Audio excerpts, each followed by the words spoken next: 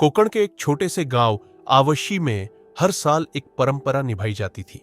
दशावतारी नाटक, जिसमें भगवान विष्णु के 10 अवतारों को मंच पर जीवंत किया जाता था। लेकिन इस बार कुछ अलग था, कुछ ऐसा जो गांव के इतिहास में पहले कभी नहीं हुआ था। रहस्य की शुरुआत। ईशान 17 साल का एक नवयुवक इस साल पहली बार दशावतारी नाटक में भाग लेने वाला था। उसे मिला था भगवान नरसिंह का किरदार, सबसे शक्तिशाली, सबसे क्रोधित अवतार। नाटक से एक रात पहले गांव के बुजुर्ग कलाकार तात्या ने उसे बुलाया।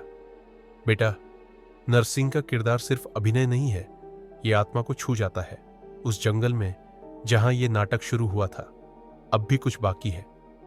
ईशान ने सोचा, यह सब अंधविश्वास है, लेकिन उसे क्या पता, वो अब एक किरदार नहीं, एक चुना गया माध्यम बन चुका है। नाटक की रात आई, पूरा गांव इकट्ठा हुआ, पंडाल सजा, ढोल बजा और नाटक शुरू हुआ। ईशान ने नरसिंह का रूप धारण किया, सोने का मुकुट, खून से लाल पंजे, दहाड़ता चेहरा। जैसे ही उसने हिरण्यकश्यप का अभिनय कर रहे पात्र को मंच पर मारा, अचानक मंच की लाइट झपकने लगी, हवा रुक गई और मंदिर की घंटियां अपने आप बजने लगी।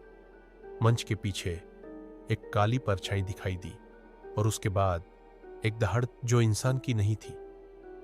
उस रात के बाद गांव में डर फैल गया। 3 लोग लापता हो गए और ईशान अब वैसा नहीं रहा। उसकी आंखों में नींद नहीं थी। हर रात उसे एक ही सपना आता, वो खुद को जंगल में नरसिंह के रूप में देखता और फिर गांव वालों को मारता। एक रात नींद में चलते हुए ईशान जंगल की ओर निकल गया और सीधे उस पुराने मंदिर में पहुंचा जहां दशकों पहले एक आत्मा को बंद किया गया था। तात्या ने गांव के पुजारी गणपत काका से एक पुरानी बात बताई। दशावतारी का मंच कभी एक बलिदान का स्थान था, जहां एक राक्षसी आत्मा को नरसिंह अवतार के अभिनय से बांधा गया था। हर 21 साल बाद वो आत्मा उस कलाकार को चुनती है जो नरसिंह बनता है। इस बार ईशान चुना गया था।